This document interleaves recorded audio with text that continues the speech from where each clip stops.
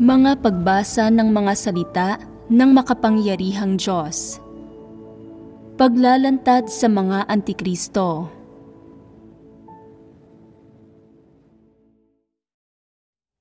Ikawalong item.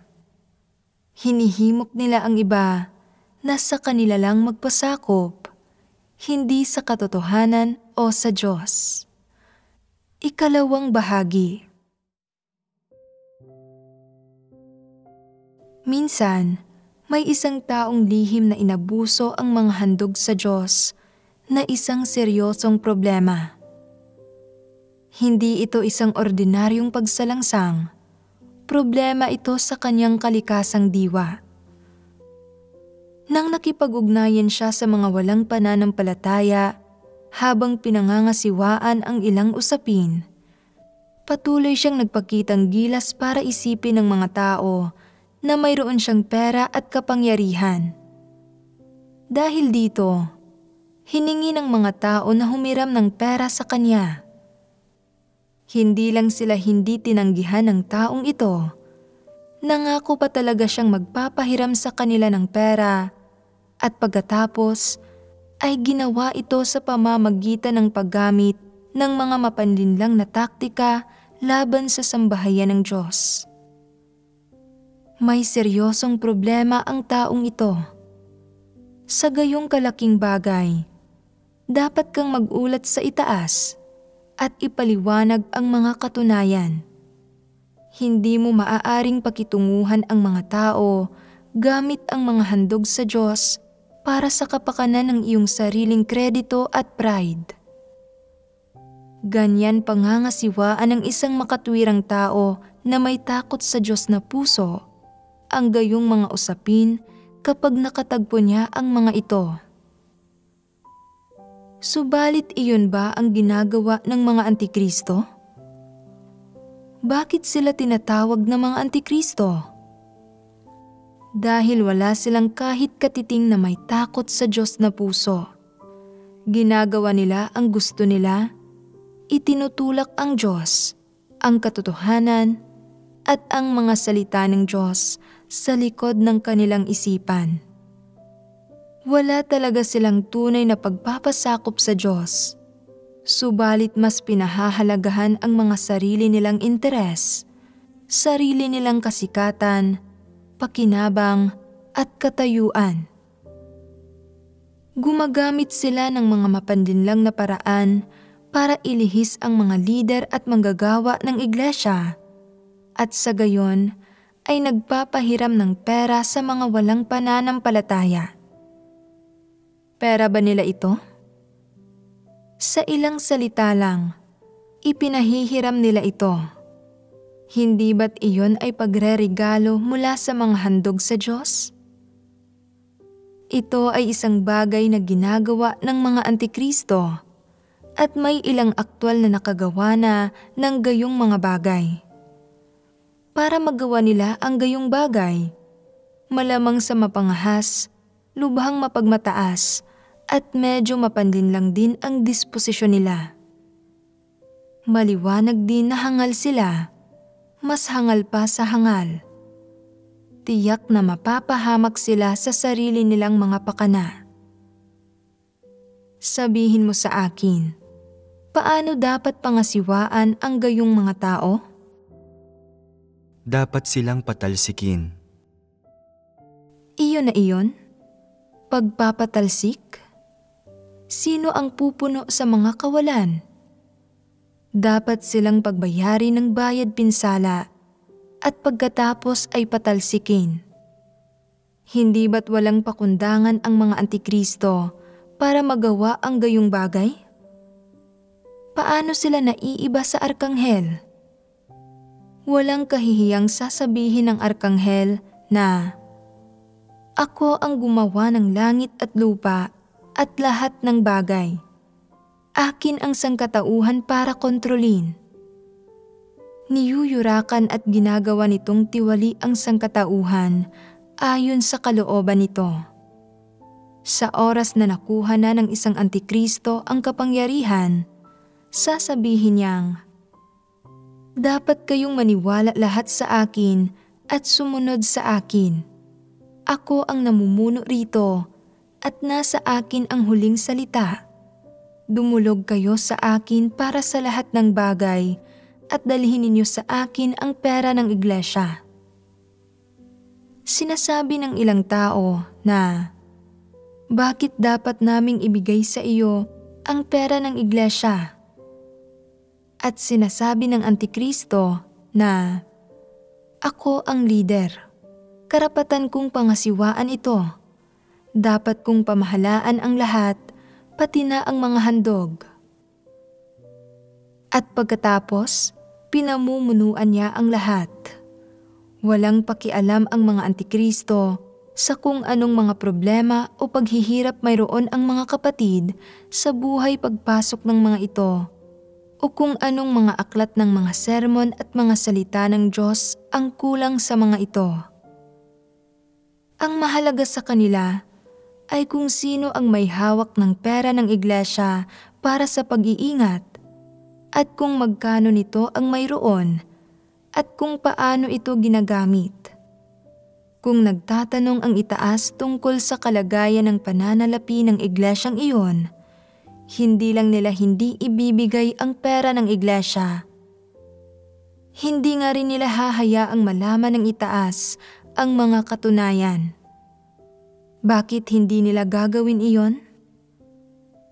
Dahil gusto nilang kurakutin at kunin ang pera ng iglesia para sa kanilang sarili. Pinaka-interesado ang mga Antikristo sa mga material na bagay, pera at katayuan. Tiyak na hindi sila katulad ng kung paano sila nagsasalita sa panlabas. Naniniwala ako sa Diyos. Hindi ko hinahangad ang mundo at hindi ako nag-iimbot ng pera. Talagang hindi sila katulad ng sinasabi nila. Bakit nila hinahangad at pinananatili ang katayuan ng buo nilang lakas? Dahil gusto nilang angkinin o kontrolin at agawin ang lahat ng nasasakupan nila, pera at mga material na bagay sa partikular. Tinatamasa nila ang pera at mga material na bagay na ito na para bang benepisyo ang mga ito ng kanilang katayuan. Mga tunay na inapo sila ng arkanghel na may kalikasang diwa ni Satanas sa pangalan at sa katunayan. Ang lahat ng naghahangad sa katayuan at nagpapahalaga sa pera ay tiyak na may problema sa kanilang disposisyong diwa. Hindi ito kasing simple ng pagkakaroon lang nila ng disposisyon ng Antikristo. Napaka-ambisyoso nila. Gusto nilang kontrolin ang pera ng sambahayan ng Diyos. Kung ginawa silang responsable para sa isang item ng gawain, kung gayon, una sa lahat, hindi nila hahayaang makialam ang iba at hindi rin sila tatanggap ng mga tanong o ng pangangasiwa mula sa itaas. Higit pa riyan, kapag sila ang mga supervisor ng anumang item ng trabaho, hahanap sila ng mga paraan para ipagyabang ang sarili nila, protektahan ang sarili nila, at iangat ang sarili nila. Palagi nilang gustong mangibabaw para maging mga taong namamahala at kumukontrol sa iba. Nais din nilang humawak at makipagtagisan para sa mas mataas na katayuan at maging ang kontrolin ang bawat bahagi ng sambahayan ng Diyos, ang pera nito lalo na. May espesyal na pagmamahal ang mga Antikristo sa pera.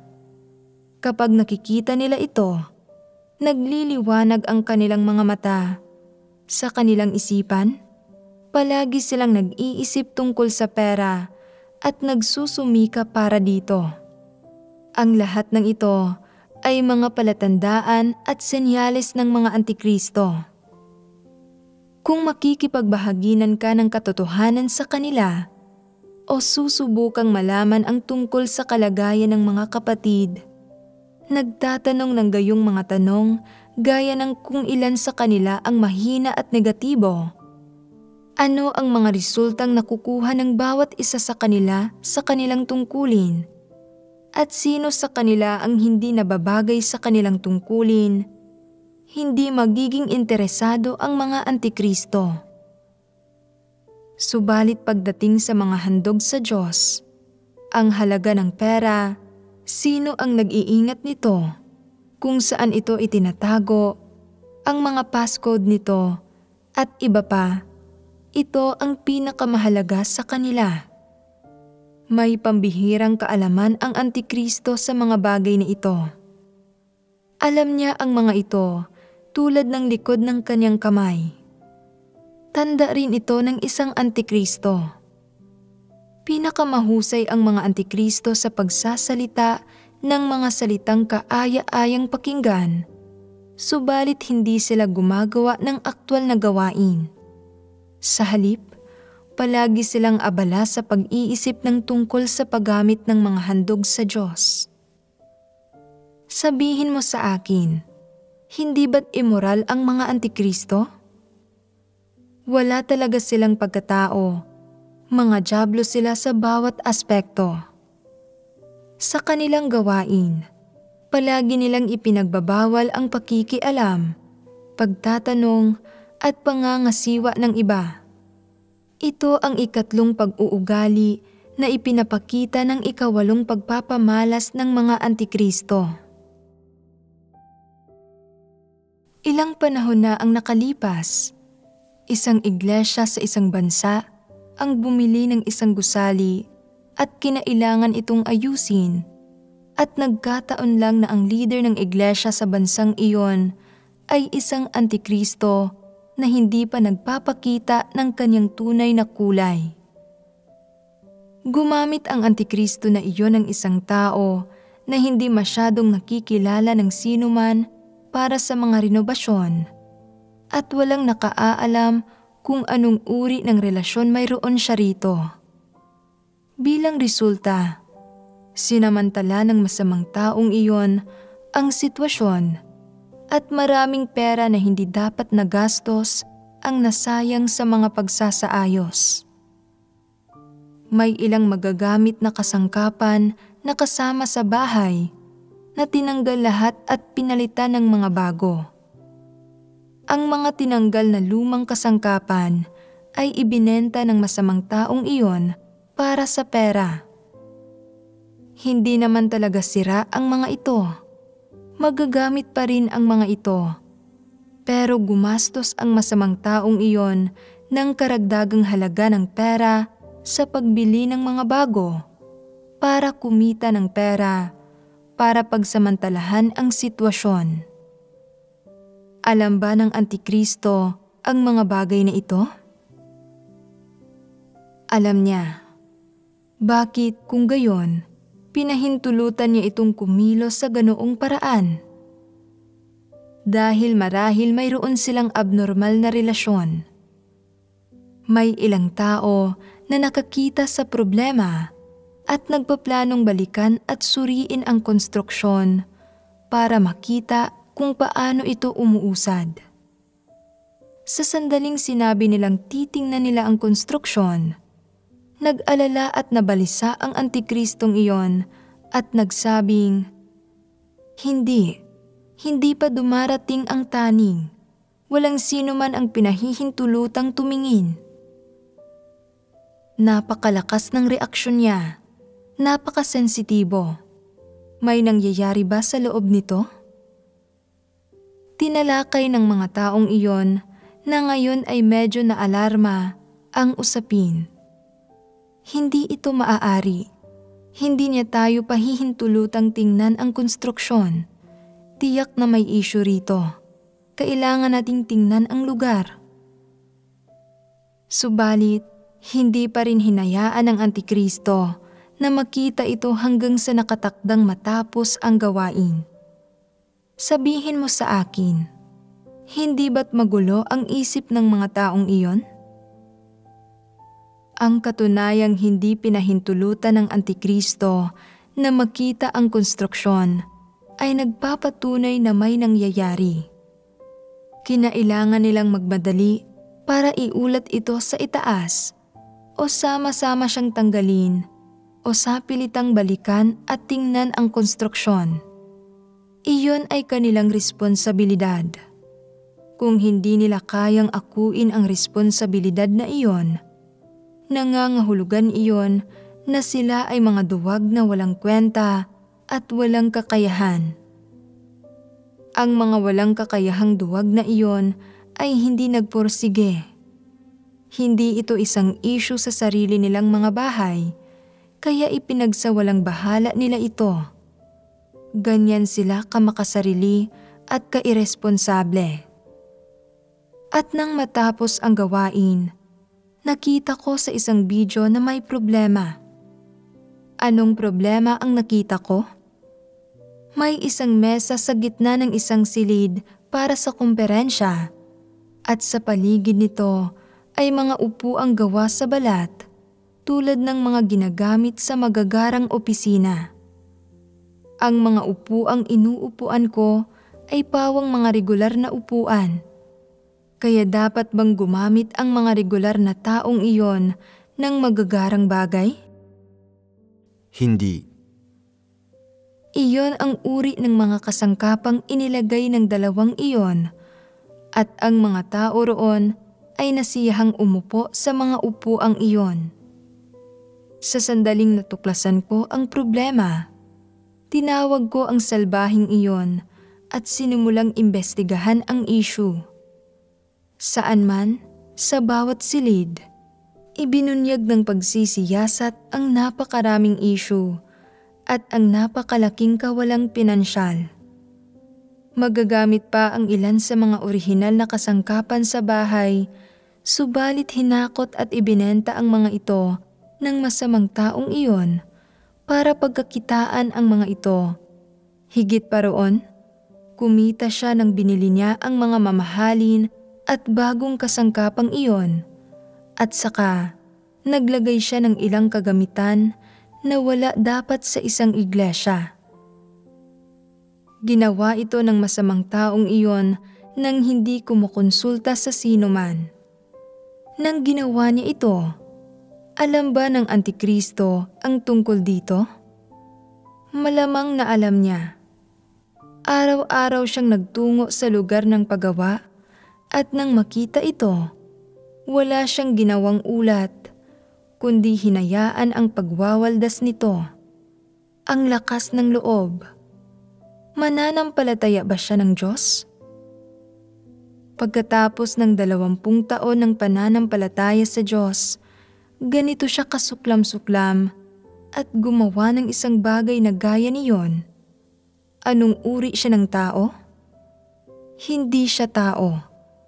Kahit ang mabubuting tao sa mga walang pananampalataya ay hindi gumagawa niyon. Anong imoralidad? Sa tuwing nagtatanong ang itaas sa kanya ng mga bagay tungkol sa gawaing konstruksyon, nagtatanga-tangahan siya para linlangin ang itaas. Pinagtatakpan at ikinukubli ang mga bagay-bagay at sa huli ay napakaraming problema ang lumitaw. Kalabisan ba kung gayon, napatalsikin siya at hayaan siyang makakuha ng trabaho para kumita ng pera para mabayaran ang mga pinsala? Hindi. Sabihin mo sa akin, kahit na kayang maibalik ng Antikristo na iyon ang pera, makatatagpo ba siya ng kapayapaan sa buhay na ito? Magiging madali ba para sa kanya? Nangangamba akong kakailanganin niyang gugulin ang buong buhay niya sa pagdurusa. Kung alam niyang hahantong sa ganito ang kanyang mga kilos, anong naisip niya't kumilos siya sa ganoong paraan noon? Bakit niya ginawa iyon sa simula pa lang? Hindi naman sa nanampalataya lang siya sa Diyos ng 1 o 2 taon at hindi niya alam ang mga tuntunin sa kanyang sambahayan o kung paano ang magkaroon ng may takot sa Diyos na puso o kung ano ang katapatan. Pagkatapos ng lahat ng taong iyon ng pananampalataya sa Kanya, hindi talaga siya nagbago At kahit na nakapagserbisyo siya ng kaunti, ginawa pa rin niya ang gayong kasamaan. Dahil sa pagiging kasuklam-suklam, dapat na siyang itiwalag at isumpa. May pagkakatulad ang mga antikristo sa paraan ng kanilang pagtatrabaho. Anumang trabaho ang ginagawa nila, pinagbabawalan nila ang iba na makialam o magtanong. Palagi nilang gustong itago at pagtakpan ang mga bagay-bagay. Malamang na may binabalak sila. Hindi nila pinahihintulutan ang mga tao na malaman ang tungkol sa mga problema sa kanilang gawain. Kung ginawa nila ang mga bagay ng maayos at tapat, sa paraang naaayon sa katotohanan at sa mga prinsipyo, nang may malinis na konsensya, ano ang dapat nilang ikabahala? Ano roon ang hindi maaaring banggitin? Bakit hindi nila pinahihintulutan ang iba na magtanong at makialam? Ano ang inaalala nila? Ano ang kinatatakutan nila? Maliwanag, may binabalak sila. Halatang halata lang ito. Gumagawa ng trabaho ang mga antikristo nang walang anumang pagiging bukas. Kapag nakagawa sila ng isang masamang bagay, nag-iisip sila ng mga paraan para itago at pagtakpan ito. Nag-iimbento ng mga huwad na anyo, nakikisali pa nga sa tahasang panlilinlang. Ano ang mga resulta nito? Sinisiyasat ng Diyos ang lahat. At kahit na maaaring saglit na hindi alam ng ibang mga tao ang isang bagay, at maaaring mailihis ng sandali, darating ang araw na ibubunyag ito ng Diyos. Sa paningin ng Diyos, hayag ang lahat, nabubunyag ang lahat. Walang silbi para sa iyo na magtago ng isang bagay mula sa Diyos. Siya ay makapangyarihan, at kapag nagdesisyon siyang ibunyag ka, ang lahat ay malinaw na ilalantad. Ang mga antikristo lang, ang mga hangal na iyon na walang espiritual na pangunawa at na nagtataglay ng kalikasan ng arkanghel, ang maniniwalang, hanggat mahigpit kong itinatago ang mga bagay-bagay at hindi ka hinahayaang makialam o magtanong, at hindi ka hinahayaang mga siwa ng mga bagay-bagay, wala kang malalaman, at magiging ganap na kontrolado ko ang iglesyang ito. Naniniwala sila na kung mamumuno sila bilang mga hari, makokontrol nila ang sitwasyon. Ganoon ba talaga ang mga bagay-bagay? Hindi nila alam na makapangyarihan ang Diyos. Ang katusuhan nila ay sariling pagproklama. Sinisiyasat ng Diyos ang lahat. Halimbawa, sabihin nating gumawa ka ng kasamaan ngayon. Sinisiyasat ito ng Diyos, subalit hindi kanya ibinubunyag. Binibigyan kanya ng pagkakataong magsisi. Gagawa ka muli ng kasamaan bukas, at gayunpaman, hindi mo ito ipinaliliwanag o hindi ka nagsisisi. Binibigyan ka pa rin ng Diyos ng pagkakataon at hinihintay kang magsisi. Subalit, kung mananatili kang hindi nagsisisi, hindi gugustuhin ng Diyos na bigyan ka ng pagkakataong iyon. Masusuklam siya sa iyo at kamumuhian ka. At sa kaibuturan ng kanyang puso, hindi niya gugustuhing iligtas ka at aabandonahin kanya ng lubusan. Sa kasong iyon, ilang minuto lang bago kanya ibunyag at gaano mo man subukang pagtakpan o hadlangan ang mga bagay-bagay, wala talagang magiging silbi ito. Gaano man kalaki ang iyong kamay, mahaharangan mo ba ang langit gamit ito? Gaano ka man kahusay, matatakpan mo ba ang mga mata ng Diyos? Mga kahangalang ideya ang mga iyon ng tao. Tungkol sa kung gaano talaga ka makapangyarihan ang Diyos, medyo nararamdaman na ito ng mga tao sa kanyang mga salita. Bukod pa rito, ang lahat ng miyembro ng tiwaling sangkatauhan na ito na gumawa ng malaking kasamaan at direktang sumalungat sa Diyos ay nakatagpo ng iba't ibang kaparusahan at lahat ng nakakita nito ay lubos na nakumbinsi at kinikilala na ito ay retribusyon. Nakikita kahit ng mga walang pananampalataya na ang pagiging matuwid ng Diyos ay hindi nagpapahintulot ng anumang paglabag. Kaya dapat na mas nakikita ito ng mga nananampalataya sa Kanya. Hindi masukat ang karunungan at pagkamakapangyarihan sa lahat ng Diyos. Walang paraan ang tao para malinaw na makita ang mga ito. May ganoong kanta. Paano nga ba ito? Hindi kayang sukatin ang mga gawa ng Diyos. Ito ang diwa ng Diyos, ang tunay na pagbubunyag ng kanyang pagkakakilanlan at diwa. Hindi na kinakailangan ang iyong mga hinuha o espekulasyon. Kailangan mo lang paniwalaan ang mga salitang iyon. Kung gayon, ay hindi mo gagawin ang gayong mga kahangalang bagay. Iniisip ng lahat ng tao na matalino sila. Tinatakpan nila ng dahon ang kanilang mga mata at sinasabing, "Nakikita mo ba ako?" Sinasabi ng Diyos na, "Hindi lang kita nakikita ng buo. Nakikita ko maging ang iyong puso at kung ilang beses ka nang nakapunta sa mundo ng mga tao. At naiwang gulat ang mga tao. Huwag isiping matalino ka.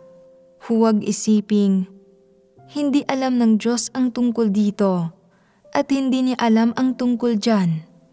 Wala sa mga kapatid ang nakakita. Walang nakaalam. May sarili akong maliit na pakana. Tingnan mo kung gaano ako katalino." Walang tao sa mundong ito na hindi nakauunawa sa katotohanan o hindi naniniwalang ang Diyos ang kataas-taasang kapangyarihan sa lahat ang matalino. Ano man ang sabihin o gawin nila, sa huli, ang lahat ng ito ay pagkakamali. Lahat ay paglabag sa katotohanan. Lahat ay paglaban sa Diyos. May isang uri lang ng tao na matalino. Aling uri iyon? Ang uri na naniniwalang sinisiyasat ng Diyos ang lahat, na nakikita niya ang lahat, at na siya ang kataas-taasang kapangyarihan sa lahat.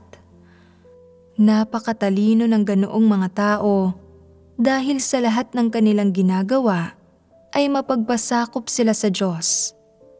Ang lahat ng kanilang ginagawa ay naaayon sa katotohanan, sinang-ayunan ng Diyos at pinagpala ng Diyos. Kung matalino man ang isang tao o hindi, ay nakabatay sa kung makapagpapasakop sila sa Diyos. Nakasalalay ito sa kung ang sinasabi at ginagawa nila ay naaayon sa katotohanan. Kung mayroon ka ng ideyang ito, narito ang iniisip ko tungkol sa bagay na ito at iyon ang gusto kong gawin dahil makikinabang ako rito. Subalit ayokong ipagtapat ito sa iba at hindi ko gustong malaman nila ang tungkol dito. Iyon ba ang tamang paraan ng pag-iisip? Hindi. Ano ang dapat mong gawin kapag napagtanto mo na hindi iyon ang tamang paraan ng pag-iisip? Dapat bigyan mo ang sarili mo ng isang magandang sampal sa mukha para turuan ng leksyon ang iyong sarili. Iniisip mo na kung hindi mo ito sasabihin, hindi ito malalaman ng Diyos? Ang katunayan ay habang iniisip mo iyon, alam ng Diyos ang iyong puso. Paano niya nalalaman? Nauunawaan na ng Diyos ang kalikasang diwa ng tao. Kaya, bakit hindi kanya inilalantad sa bagay na ito? Kahit na hindi niya ito inilalantad, unti-unti mo itong mauunawaan sa iyong sarili dahil kumain at uminom ka na ng napakarami niyang salita. Mayroon kang konsensya at katwiran, isipan at normal na pag-iisip. Dapat magawa mong malaman kung ano ang tama at mali sa iyong sarili. Binibigyan ka ng Diyos ng oras at pagkakataong pag-isipang mabuti ang mga bagay-bagay para makita kung ikaw ay hangal o hindi. Makikita mo ang mga resulta pagkatapos pag-isipan ang bagay na ito sa loob ng ilang araw. Malalaman mo na ikaw ay hangal at mangmang at na hindi mo dapat subukang itago ang bagay na iyon mula sa Diyos. Sa lahat ng bagay, dapat mong ilantad ang lahat sa Diyos at dapat kang maging bukas. Ito ang tanging kondisyon at kalagayan na dapat panatilihin sa harap ng Diyos. Kahit kapag hindi ka nagtatapat, lantad ka sa harap ng Diyos. Mula sa perspektiba ng Diyos, alam niya ang mga katunayan, ipinagtatapat mo man ang tungkol dito o hindi. Hindi ba't napakahangal mo kung hindi mo iyon makita? Kaya paano ka magiging isang matalinong tao? Sa pamamagitan ng pagbubukas ng iyong sarili sa Diyos. Alam mong sinisiyasat at alam ng Diyos ang lahat ng bagay. Kaya huwag mong isiping matalino ka at isiping maaaring hindi niya alam. Dahil tiyak na lihim na pinagmamasdan ng Diyos ang puso ng mga tao. Ang matatalinong tao ay dapat na maging mas bukas, mas dalisay, at maging matapat. Iyan ang matalinong bagay na gawin. Palaging iniisip na ikaw ay matalino. Palaging nagnanais na itago ang maliliit mong lihim. Palaging sinusubukang panatilihin ang kaunting kapribaduhan. Iyan ba ang tamang paraan ng pag-iisip? Ayos lang na maging ganoon sa ibang tao. Dahil ang ilang tao ay mga hindi positibong karakter at hindi nagmamahal sa katotohanan. Maaari kang magpigil ng kaunti sa mga taong tulad niyon. Huwag mong ilantad ang puso mo sa kanila. Sabihin halimbawa na may kinamumuhian kang isang tao at nagsalita ka ng masama sa likod niya. Dapat mo bang sabihin sa kanya ang tungkol dito? Huwag. Tama na ang hindi na lang gawing muli ang gayong bagay. Kung sasabihin mo ito, makakasira ito sa relasyon ninyong dalawa. Alam mo sa iyong puso na hindi ka mabuti, na ikaw ay madungis at buktot sa loob, na ikaw ay naiinggit sa iba, na para sa kapakanan ng pakikipagtunggali para sa kasikatan at pakinabang, nagsalita ka ng masama tungkol sa ibang tao sa likod niya para siraan siya. Anong ubod ng sama? Kinikilala mong tiwali ka. Alam mong mali ang iyong ginawa at nabuktot ang iyong kalikasan. Pagkatapos ay humaharap ka sa Diyos at nagdarasal sa Kanya. O Diyos, ang ginawa ko ng lihim ay buktot at ubod ng samang bagay. Humihingi ako sa iyo ng kapatawaran. Nakikiusap ako sa iyo, naggabayan ako, at nagmamakaawa ako na sawayin mo ako. Sisikapin kong hindi na muling gawin ang gayong bagay. Mabuti ang gawin iyon. Maaari kang gumamit ng ilang teknik sa iyong mga pakikipag-ugnayan sa mga tao, subalit pinakamahusay na ganap mong buksan ang iyong sarili sa Diyos.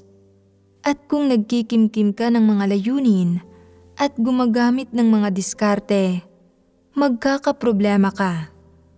Sa iyong isipan, Palagi mong iniisip na, ano ang masasabi ko upang tumaas ang tingin ng Diyos sa akin at hindi mapansin ang iniisip ko sa aking kalooban?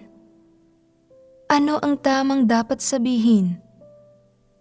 Dapat pa akong mas magtago sa aking sarili? Dapat akong maging mas magaling makitungo? Dapat akong magkaroon ng isang kaparaanan?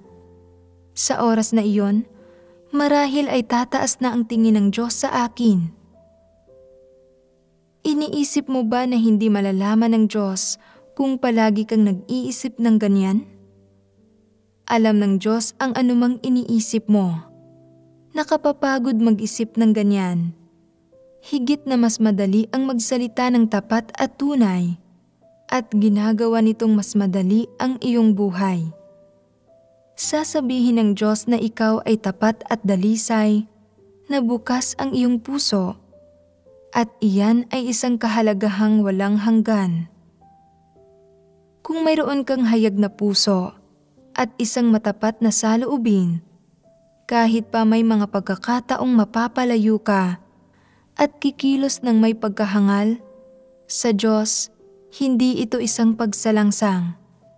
Mas mabuti ito kaysa sa pagiging sobra mong mapagpakana, at mas mabuti kaysa sa palagian mong pag-iisip at pagpoproseso.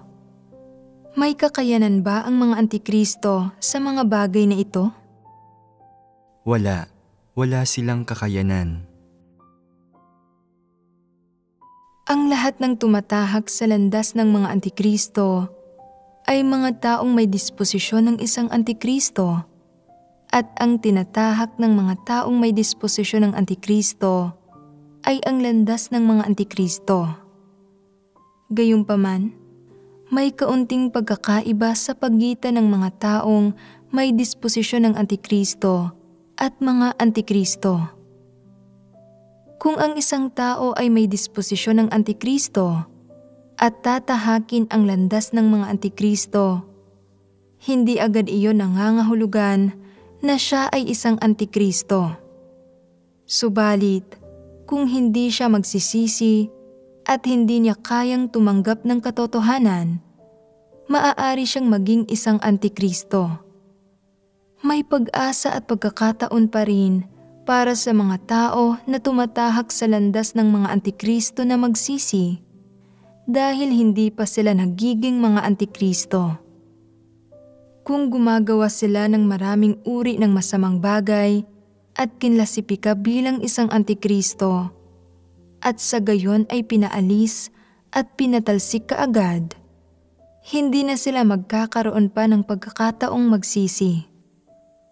Kung ang isang taong tumatahak sa landas ng mga antikristo ay hindi pa nakagagawa ng maraming masamang bagay, kahit papaano ay ipinakikita nito na hindi pa siya masamang tao. Kung kaya niyang tanggapin ang katotohanan, may kislap ng pag-asa para sa kanya. Kung hindi niya tatanggapin ang katotohanan, anuman ang mangyari, mahihirapan siyang maligtas, kahit na hindi pa siya nakagagawa ng lahat ng uri ng kasamaan. Bakit hindi maaaring mailigtas ang isang antikristo? Dahil hindi niya tinatanggap ang katotohanan kahit kaunti. Gaano pa man nagbabahagi ang sambahayan ng Diyos tungkol sa pagiging isang matapat na tao, tungkol sa kung paano dapat maging bukas at tapat ang isang tao, lumabas at sabihin ang dapat niyang sabihin at huwag manlinlang. Hindi niya talaga ito kayang tanggapin.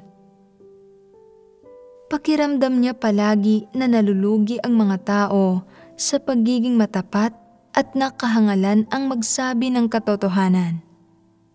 Determinado siya na hindi maging isang matapat na tao.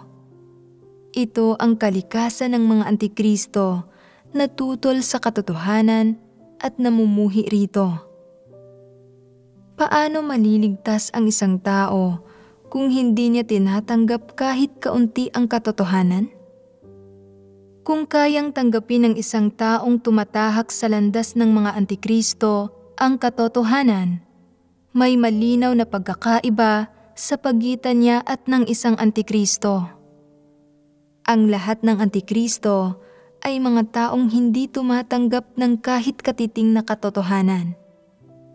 Gaano man karaming mali o masasamang bagay ang nagawa nila, gaano man kalaki ang mga kawalang na idulot nila sa gawain ng iglesia at sa mga interes ng sambahayan ng Diyos, hindi nila kailanman pagninilayan at kikilalanin ang sarili nila. Kahit na pinungusan sila, hindi talaga nila tinatanggap ang anumang katotohanan. Kaya nga kinaklasipika sila ng iglesia bilang masasamang tao, bilang mga antikristo. Ang isang antikristo sa sukdulan ay aamin lang na ang kanyang mga kilos ay lumalabag sa mga prinsipyo at hindi naaayon sa katotohanan. Subalit talagang hindi niya kailanman aaminin na sinasadya niyang gumawa ng kasamaan o sinasadyang labanan ang Diyos. Aaminin lang nila ang mga pagkakamali, subalit hindi nila tatanggapin ang katotohanan. At pagkatapos, magpapatuloy sila sa paggawa ng kasamaan tulad ng dati, nang hindi nagsasagawa ng anumang katotohanan. Mula sa katunayang hindi kailanman tinatanggap ng isang antikristo ang katotohanan, makikita na ang kalikasang diwa ng mga antikristo ay ang pagiging tutol sa katotohanan at pagkamuhi rito. Nananatili silang mga taong lumalaban sa Diyos tulad ng dati, kahit ilang taon na silang nananampalataya sa Kanya. Ang ordinaryong tiwaling sangkatauhan sa kabilang banda ay maaaring mayroon ng lahat ng disposisyon ng isang antikristo. Subalit, may pagkakaiba sa pagitan nila at ng mga antikristo. May ilang tao na magagawang ikintal sa puso ang mga salita ng paghatol ng Diyos at paglalantad pagkatapos nilang marinig ang mga ito at pag-iisipan ang mga ito ng paulit-ulit at pagninilayan ang kanilang sarili.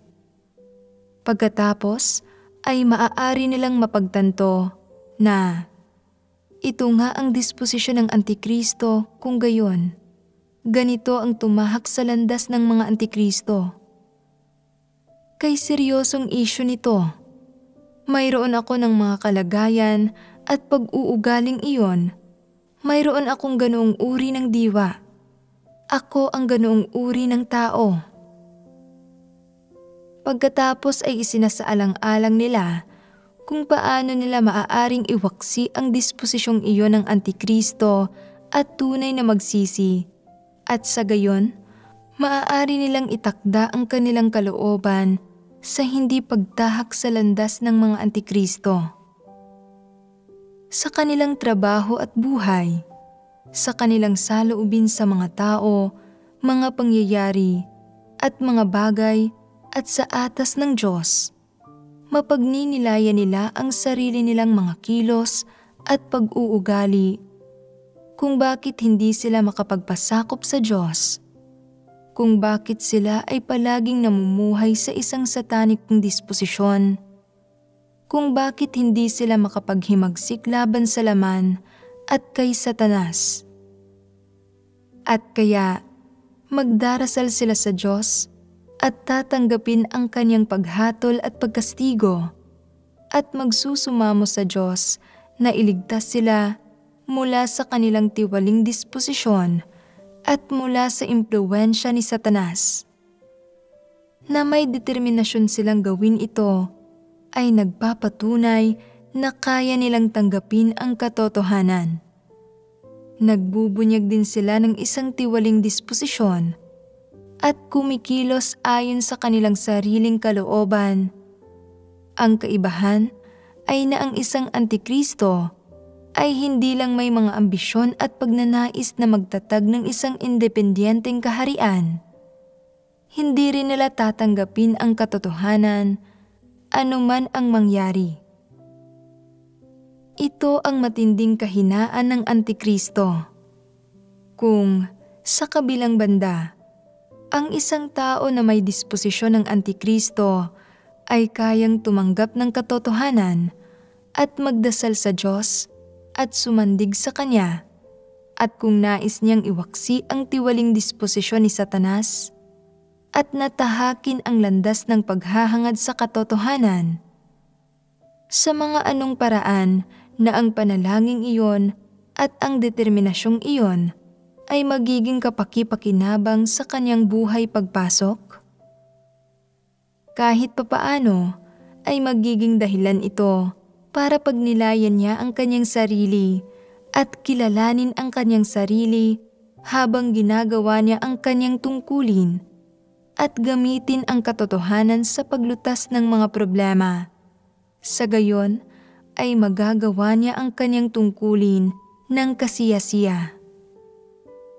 Iyon ay isang paraan na magiging kapaki-pakinabang ito sa kanya.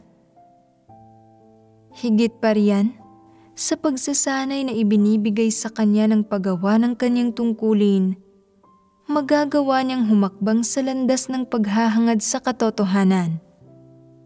Anumang paghihirap ang makatatagpo niya, magagawa niyang hanapin ang katotohanan para pagtuunan ang pagtanggap sa katotohanan at pagsasagawa nito. Magagawa niyang unti-unting iwaksi ang kanyang satanikong disposisyon at lumapit para magpasakop sa Diyos at sumamba sa Kanya. Makakamit niya ang kaligtasan ng Diyos sa pagsasagawang gaya niyon.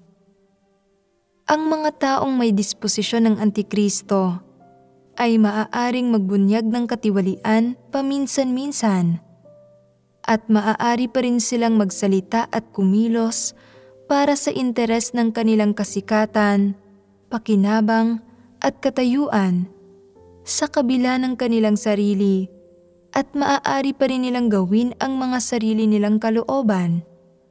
Subalit sa sandaling mapagtanto nila na ibinubunyag nila ang kanilang tiwaling disposisyon, magsisisi sila at magdarasal sa Diyos. Pinatutunayan ito na sila ay isang taong kayang tumanggap ng katotohanan na nagpapasakop sa gawain ng Diyos. Pinatutunayan ito na hinahangad nila ang buhay pagpasok.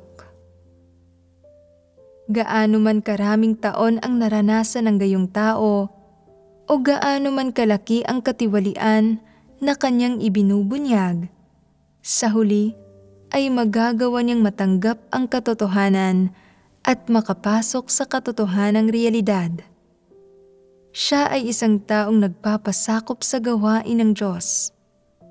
At habang ginagawa niya ang lahat ng ito, ipinapakita nito na inilatag na niya ang pundasyon niya sa tunay na daan. Subalit ang ilan na tumatahak sa landas ng mga Antikristo ay hindi kayang tumanggap ng katotohanan. Para sa kanila, magiging mahirap na makuha ang kaligtasan tulad ng para sa mga Antikristo. Walang nararamdaman ang gayong mga tao kapag naririnig nila ang mga salita ng Diyos na naglalantad sa mga Antikristo, kundi walang pakialam at hindi natitinag. Kapag napupunta ang pagbabahaginan sa paksa ng disposisyon ng Antikristo, aaminin nila na mayroon silang disposisyon ng Antikristo at na tinatahak nila ang landas ng mga Antikristo. Medyo maayos silang magsasalita tungkol dito. Subalit pagdating ng oras para sa pagsasagawa ng katotohanan, tatanggi pa rin silang gawin ito. Gayunpaman, kikilos sila sa sarili nilang kalooban sa pagsandig sa kanilang disposisyon ng Antikristo. Kung tatanungin mo sila, nahihirapan ba ang iyong puso kapag nagbubunyag ka ng disposisyon ng isang Antikristo? Nakararamdam ka ba ng pagpuna sa sarili kapag nagsasalita ka para pangalagaan ang iyong katayuan? Pinagninilayan at kinikilala mo ba ang iyong sarili kapag ibinubunyag mo ang disposisyon ng Antikristo? Namimighati ka ba sa puso sa oras na nalaman mo ang tungkol sa iyong tiwaling disposisyon? Talaga bang magsisisi o magbabago ka pagkatapos? Siguradong wala silang maisasagot dahil wala pa silang mga gayong karanasan at engkwentro. Wala silang masasabi. Ang mga ganitong tao ba ay may kakayahan sa tunay na pagsisisi? Sigurado, hindi ito magiging madali. Ang mga tunay na naghahangad sa katotohanan ay masasaktan sa anumang pagbubunyag ng disposisyon ng Antikristo sa kanilang sarili at mababahala. Maiisip nilang, bakit hindi ko nalang maiwaksi ang satanikong disposisyong ito? Bakit palagi akong nagbubunyag ng isang tiwaling disposisyon? Bakit ang tiwaling disposisyon kong ito ay napakatigas at napakahirap alisin?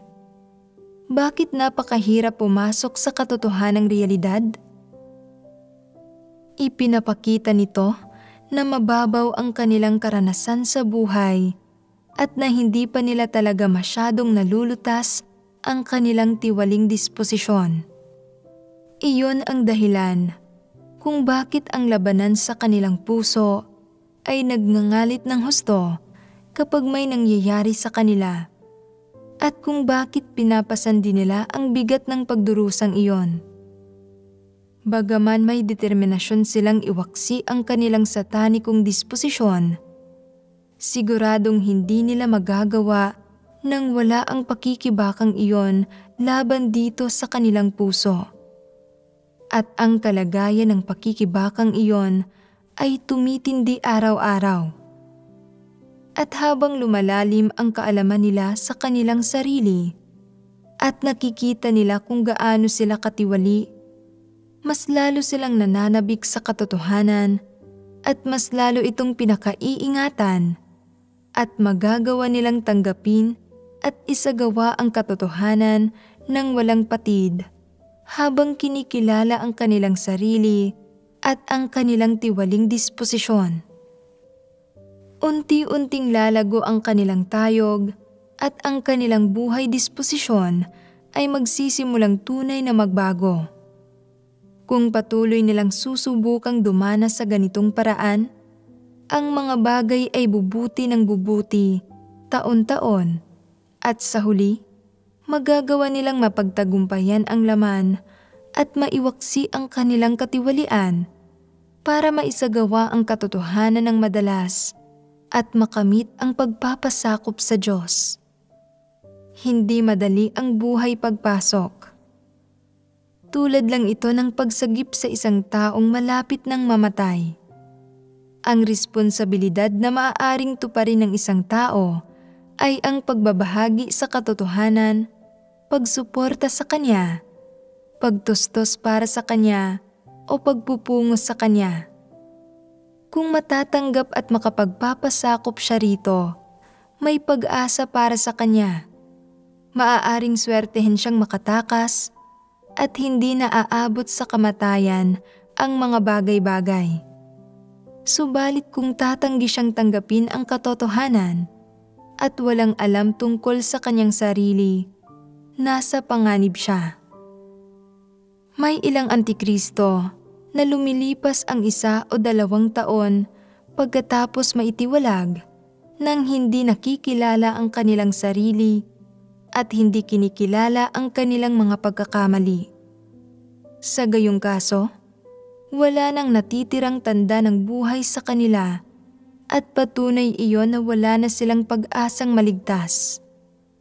Matatanggap ba ninyo ang katotohanan kapag kayo ay pinupungusan? Oo. May pag-asa kung gayon. Mabuting bagay iyan. Kung matatanggap mo ang katotohanan, may pag-asa kang maligtas. Kung nais mong maligtas, kailangan mong malampasan ang maraming hadlang. Ano ang mga hadlang na iyon? Walang tigil na pakikipaglaban sa iyong tiwaling disposisyon at pakikipaglaban sa disposisyon ni Satanas at mga antikristo. Nais nitong kontrolin ka at nais mong kumawala rito. Nais nitong ilihis ka at nais mo itong itapon. Kung makikita mong hindi mo kayang makawala mula sa iyong tiwaling disposisyon, kahit pagkatapos mo itong malaman, mababahala ka at masasaktan at magdarasal ka.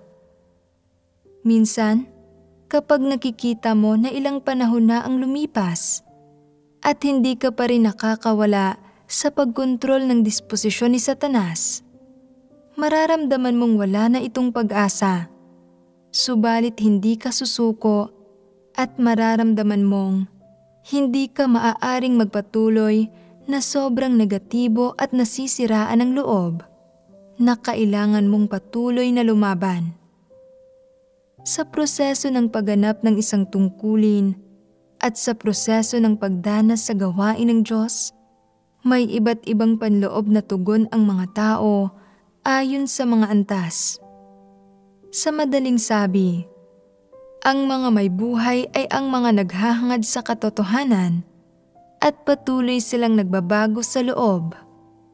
Magkakaroon ng patuloy na pagbabago sa kanilang pag-iisip at mga pananaw, sa kanilang pag-uugali at pagsasagawa, at maging sa mga layunin, ideya, at kaisipan sa kaibuturan ng kanilang isipan.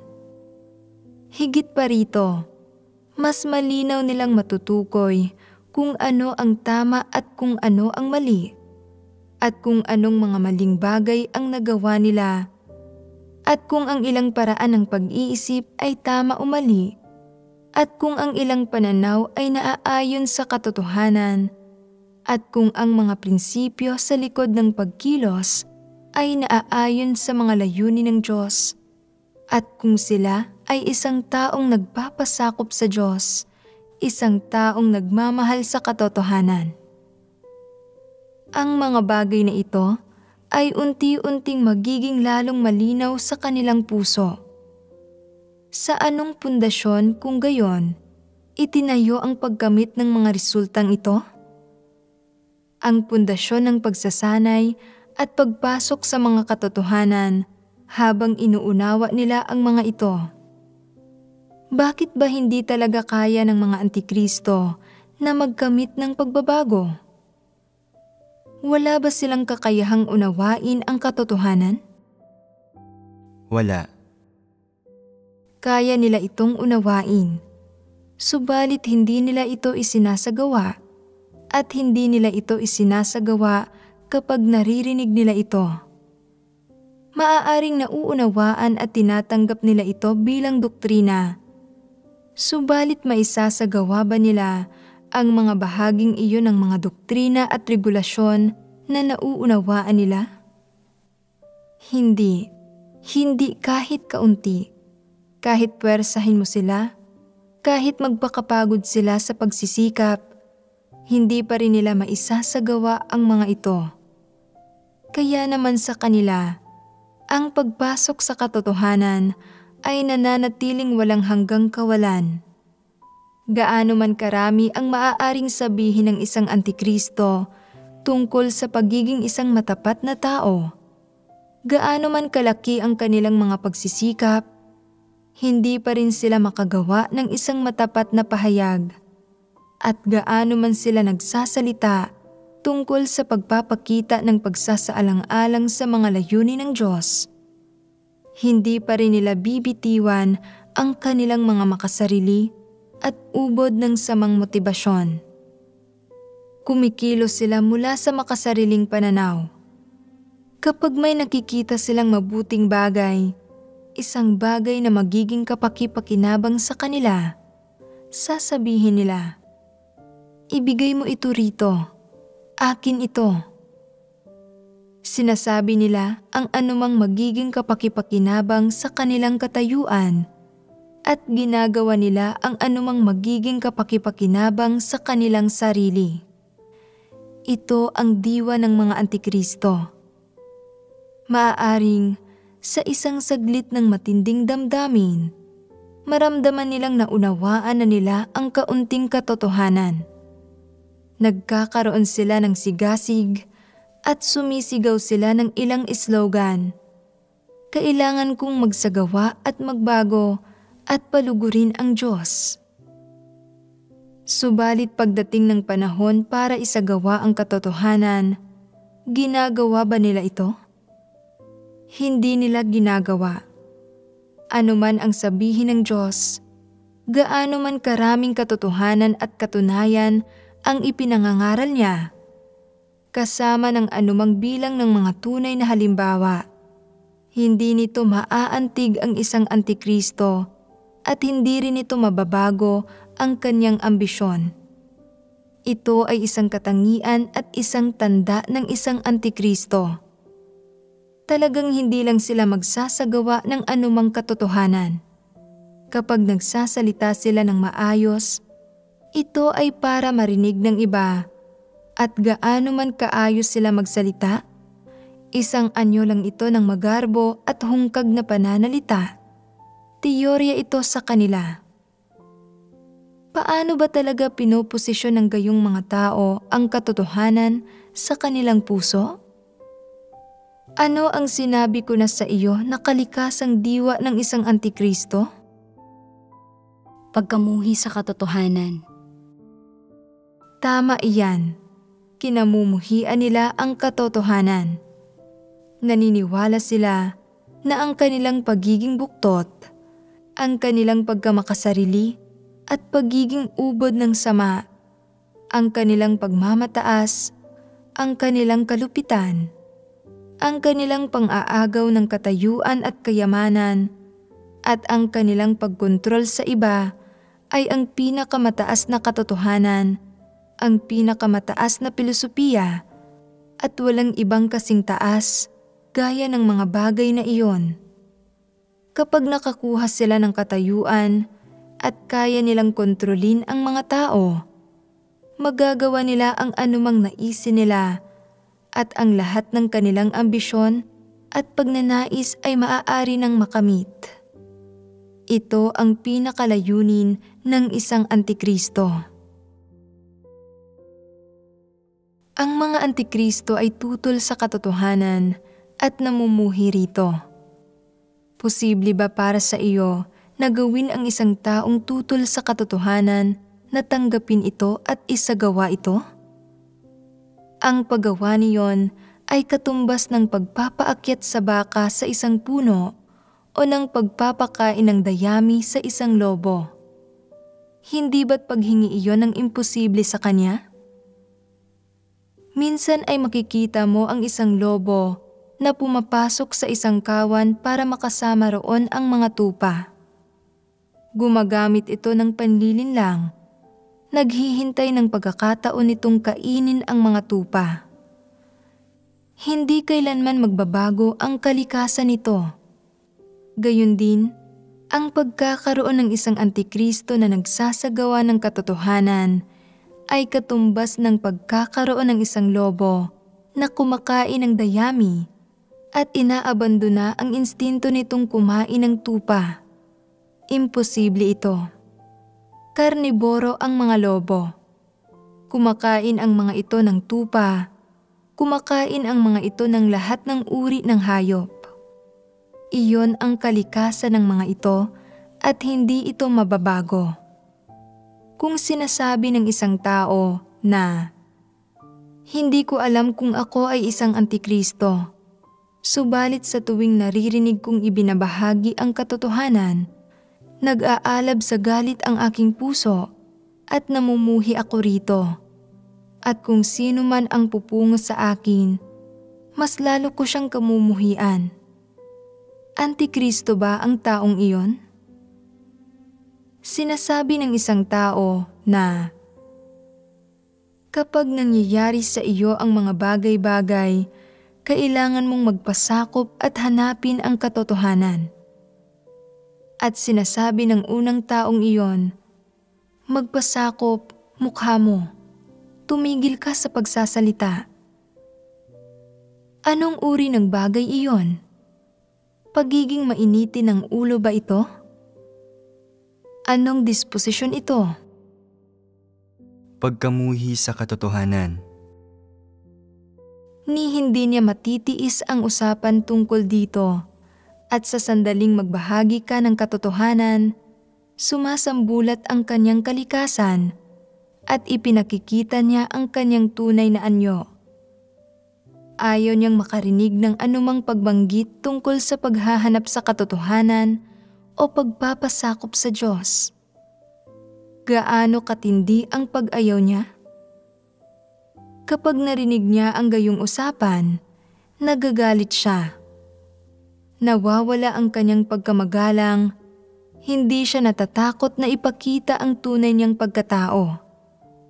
Ganoon kalayo ang naaabot ng kanyang pagkamuhi. Maisasagawa ba niya ang katotohanan kung gayon? Hindi. Ang katotohanan ay hindi para sa kasamaan. Ito ay para sa mga taong nagtataglay ng konsensya at katwiran, sa mga nagmamahal sa katotohanan at mga positibong bagay. Hinihingi nito sa mga taong iyon na tanggapin nila ito at isagawa ito. At para sa masasamang taong iyon na may diwa ng isang antikristo, na labis na mapanlaban sa katotohanan at sa mga positibong bagay, hindi nila kailanman tatanggapin ang katotohanan.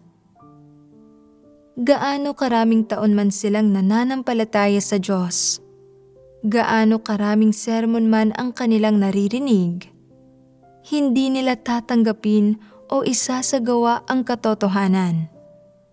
Huwag ipagpalagay na hindi nila isinasagawa ang katotohanan dahil hindi nila ito nauunawaan, at na makauunawa sila kapag mas marami nito ang narinig nila. Imposible ito dahil ang lahat ng tutol sa katotohanan at namumuhi rito ay mga kauri ni Satanas. Hindi sila kailanman magbabago at walang ibang makakapagpabago sa kanila. Tulad lang ito ng arkanghel pagkatapos ipagkanulo ang Diyos. Narinig na ba ninyo na sinabi ng Diyos na ililigtas niya ang arkanghel? Hindi iyon kailanman sinabi ng Diyos. Kaya, ano ang ginawa ng Diyos kay Satanas? Ibinagsak niya ito sa himpapawid at pinagserbisyo ito sa kanya sa lupa. Ginagawa ang dapat nitong gawin. At kapag natapos na ito sa pagseserbisyo, at nakumpleto na ang plano ng pamamahala ng Diyos, wawasakin niya ito at iyon ang magiging iyon. May sinabi bang isang karagdagang bagay ang Diyos dito? Wala. Bakit wala? Dahil ito ay, sa madaling salita, walang silbi. Ang magsabi ng isang bagay rito ay kalabisan. Nakita na ito ng Diyos. Hindi kailanman mababago ang kalikasan ng isang antikristo. Ganyan na iyan.